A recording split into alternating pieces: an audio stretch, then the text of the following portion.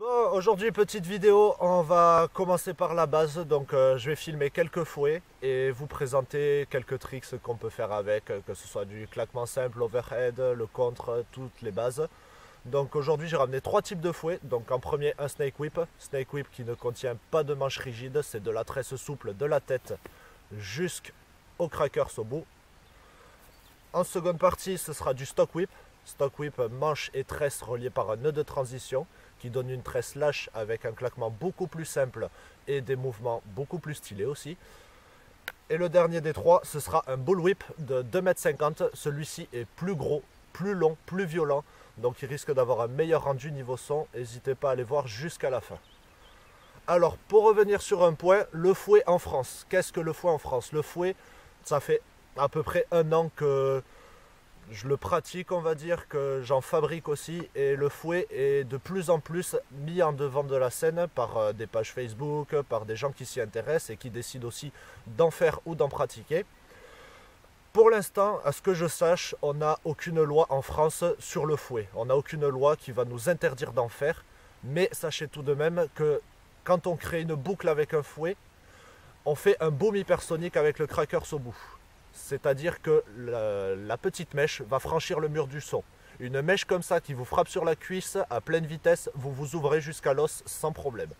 Donc c'est quand même une arme. Le fouet est dangereux, donc si vous le pratiquez, loin des autres déjà. Donc nous ici, on est là dans un champ, il n'y a aucun problème. Les gens aux alentours, ils sont au courant. Donc ça aussi, c'est quelque chose que j'aimerais dire.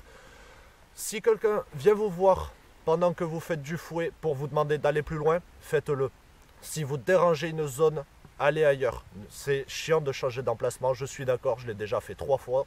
Mais ça ne doit pas être un problème. Parce que d'une part, ça fait beaucoup de bruit, le bruit d'une balle de fusil. Et d'autre part, si vous ne voulez pas avoir des lois qui vont nous empêcher de faire ça, c'est un peu à nous de juger ce qu'on fait de bien ou pas et de mettre en pratique ces choses-là. Respectez les autres, respectez ce qu'il y a autour de vous. Alors voilà, premier, le snake whip. Le snake whip qui est un fouet de normalement plus petit. J'ai fait un gros snake whip montant à 1,40 m. Enfin, un vrai, c'est 60-90 cm. Donc c'est un fouet qui a une particularité, c'est qu'après sa tête de turc, il n'a aucun manche. C'est juste de la tresse toute simple jusqu'au bout. Et après, fall, crackers, tout simplement. Donc c'est un fouet très mou, très compliqué à manier. En général, les débutants, c'est conseillé de commencer sur un bull ou un stock que je vais présenter juste après. Voilà, c'est un des premiers que j'ai fait. Je ne l'ai pas beaucoup essayé, donc je risque d'avoir du mal dessus.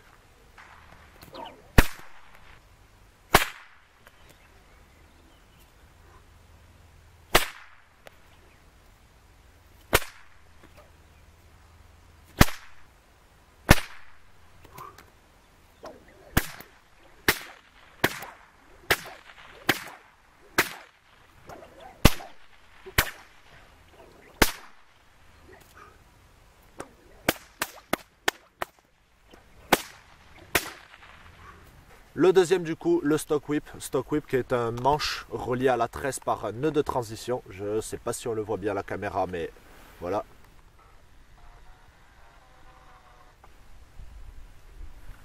Alors voilà, ce fouet, il a une particularité, c'est que le fait d'être détaché de sa tresse, quand on va donner notre mouvement avec, la boucle va être tirée et se créer beaucoup plus simplement. On peut faire énormément de figures avec ce genre de fouet. C'est ceux qui sont le plus recommandés pour du freestyle, on va dire. Après, il existe encore d'autres fouets, les fouets performance hybride, voilà. Donc ce stock est un petit peu vieux, j'avoue, c'est un stock que j'ai beaucoup utilisé, je m'entraîne énormément avec celui-ci. Il a été scotché, j'ai même pas tressé par-dessus, voilà, il a été fait un peu à l'arrache. Et j'en ai d'autres, c'est pas le problème, c'est juste que celui-ci me convient très bien pour tous mes essais.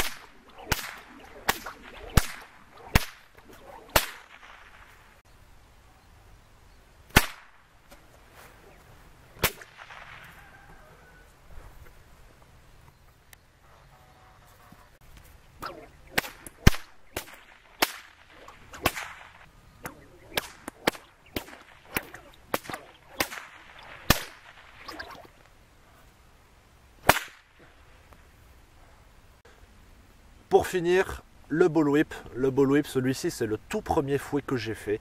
C'était il y a maintenant bientôt 1 an du coup. Donc tout premier fouet que j'ai fait qui fait 2,50 m, donc on le voit déjà, il est plus gros.